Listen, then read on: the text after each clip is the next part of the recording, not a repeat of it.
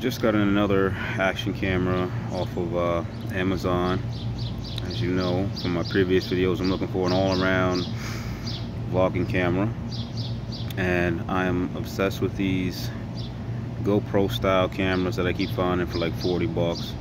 So in previous videos you've seen me shoot video with this camera, and I love it.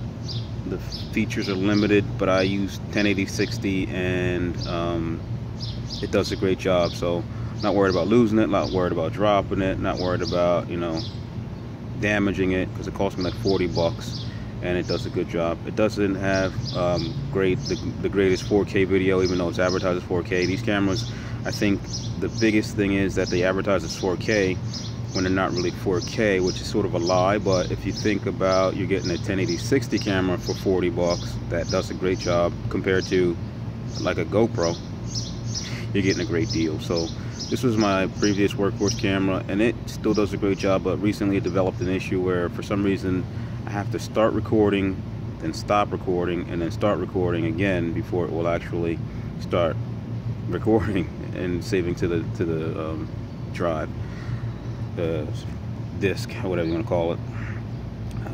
So this is a new camera, and what I'm going to do is I'm going to just do a quick video. I'm going to try to put them all up. I don't have a software that will do a split screen like I'm currently doing. I'm doing it on my right now I'm using my Galaxy Note phone, but I'm going to put up some video from all three of these cameras to let you see what the image quality is. And this camera here has a little bit more features than this camera. This camera has slow motion at 720, 120 frames per second. It's got multiple resolution shooting modes, and it's got what is it called, time-lapse video, where this camera doesn't do time-lapse video, only does time-lapse photo. I believe this camera does do time-lapse photo, but I don't know if it does time-lapse video. So they all have their purpose. I like this camera, but for the price, I think it's a little bit complicated, and it does what these other cameras do cost a little bit more money.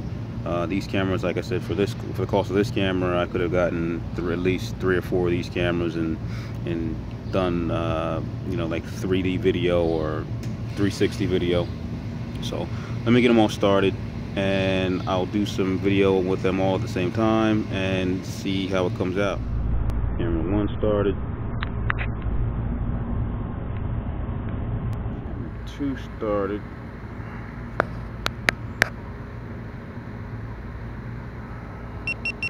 Camera 3. So they're all recording right now.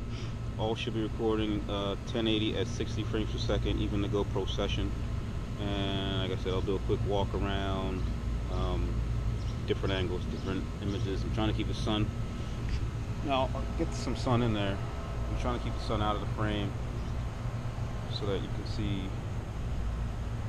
how it does with white balance.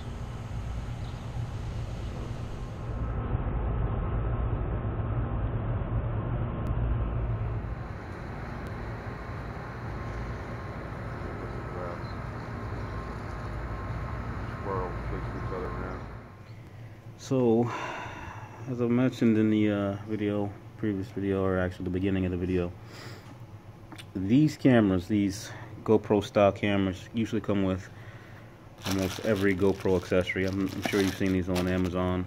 They range from, like I said, I've seen these are 4K and they're around $41 now, but they, you know, they go up in price up to hundreds of dollars. I think the most expensive one is I think it's called a Yi, and it's about 250 bucks.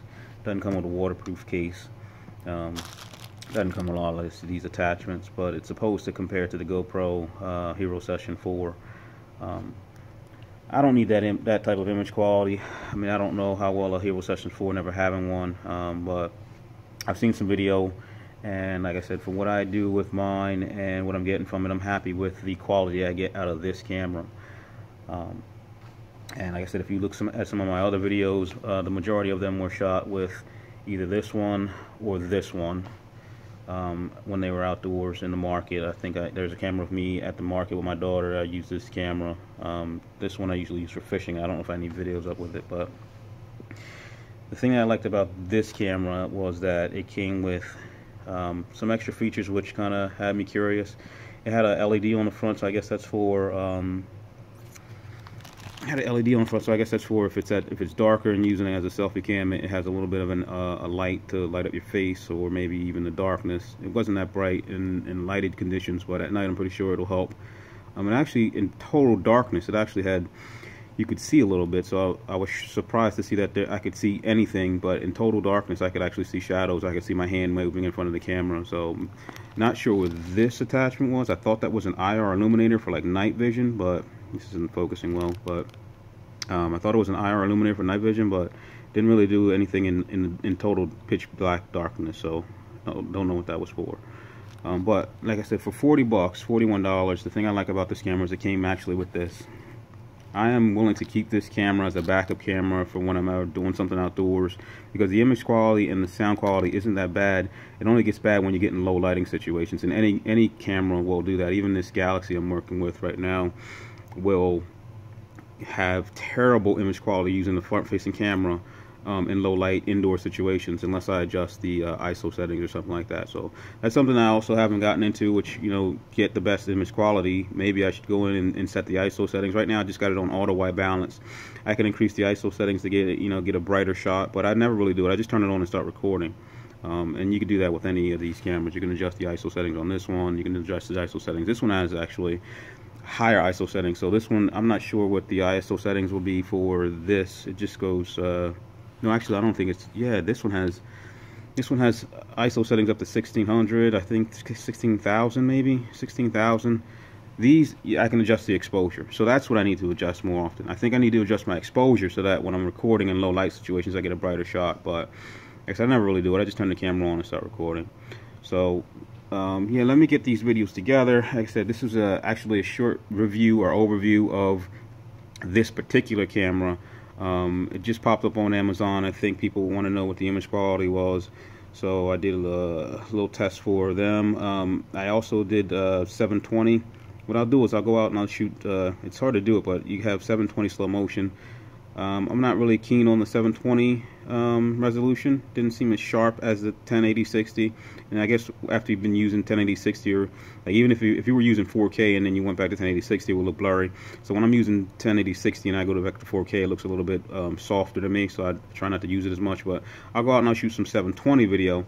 Another thing that this camera can do is it can shoot slow motion video in 1080-60. So it can, 1080-60 isn't as slow, but it's better image quality. And then you have 720 slow motion at 120 frames per second, which gives you a slower motion, but I think the video is a little bit softer. So this is, it's got a lot of features. So and like I said, the sound quality is pretty good compared to this camera, where it can sound sort of muffled at times. And I do usually talk pretty low, but this one had decent pickup. So let me get the video up. You take a look at it and decide which one you think has the best resolution, or if this one will suit your needs, instead of you going out and buying a $200, $300, or $4 GoPro camera.